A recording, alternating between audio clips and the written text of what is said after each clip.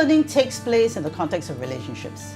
Relationships and interactions that are warm, that are engaging, and that are responsive. Think of a tennis game. Your partner passes the ball to you, so that's the serve. The game does not continue until you pass the ball back. That's the return. And then your partner will then send the ball back to you, and then the game continues. And it's exactly the same in children. The child may interact with you.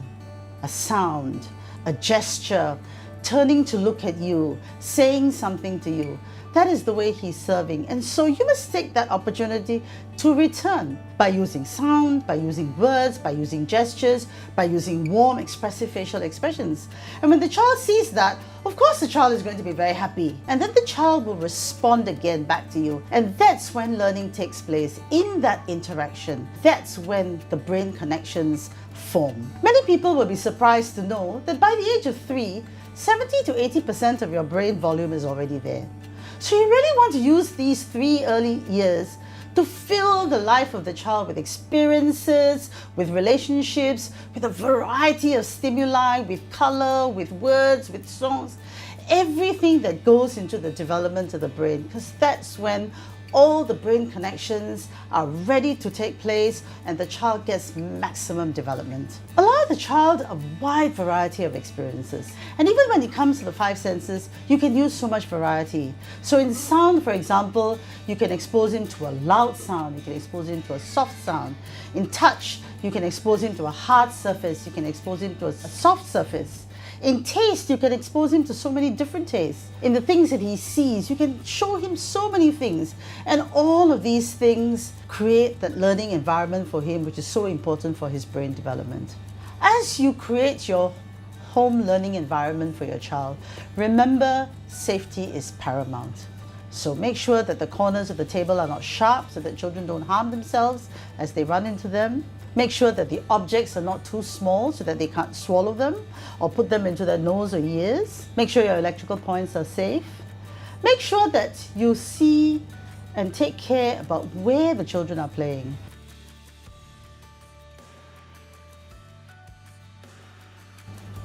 Teachable moments are great opportunities. You can actually do so much with these multiple moments in the life of your child. So let's take a common example. Your child spills his milk. Happens all the time, right? And of course you might be upset, but you can also convert that to a wonderful teaching moment. So you can say something like, "Oh, you spilled your milk. Well, we have to clean it up. Let's do this together." So you can start cleaning and the child follows you. Okay? And at the end of it, you can say, "Well, isn't that nice and clean? Now no one will slip and fall on the floor." And you have taught him so many things in just that one single teachable moment. You can also build on skills that he already has. Okay? So for example, he has learned to play with a ball. And you can build on it by saying that, "Oh, here's a ball. You're playing with a ball. Well, you know what? You can bounce the ball," and you can show him how to bounce the ball. "You can roll the ball to me and you can catch the ball. So let me throw the ball to you and let's see whether you can catch it." And you've actually increased his motor skills by just that one single, very short activity.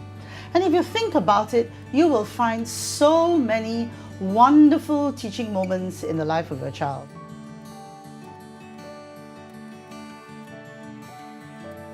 Just to make it fun for yourself and for the child. And use a variety of things. Use color, use pages, use books, use toys, use sound. Just use anything that you can have as long as it is fun for the child.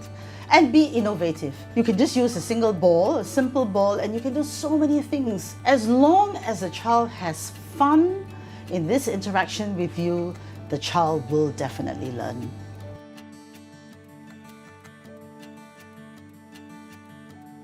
All learning gives the child skills.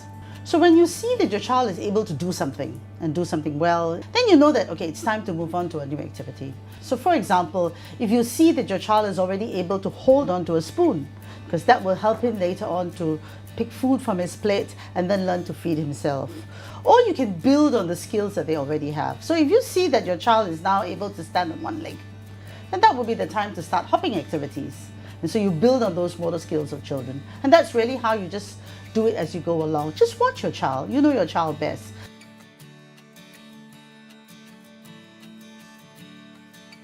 In a very young child below the age of 2, the tablet or any other similar device should only be used for interaction with people. So using Skype to talk to other people whom you cannot be close to at this point in time, especially during this COVID period. So use it for interaction. For the older child, where you might be using it for other activities like learning activities, it is important for the parent or the caregiver or the adult to be present and to maintain that interaction with the child so that you incorporate interaction and the relationship into that online activity with the child. It's important to remember that the tablet or any of these devices should never replace sleep, should never replace interaction time, shouldn't be there when the child is having a meal, shouldn't become a caretaker when you are busy. It should be used in a very specific way and in a very thoughtful way with limited time.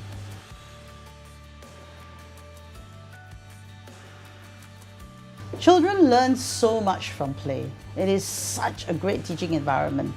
Parents should actually look for opportunities to include outdoor play as part of home learning environment, because there is so much to learn from the outside, from nature, from weather, from the things that they see, the opportunity to run and exercise their motor skills, the opportunity to interact with other children in the playground, for example. All of these are great learning experiences, and they also learn to care for the environment. Play can also be structured, so you can actually structure a play activity with a child, okay? Catching, for example, okay, so that's a structured game. But play can also be unstructured. You can actually just leave the child there with some things around him, and you will be amazed at how innovative the child can actually be and how imaginative the child can actually be. And both are equally good learning experiences.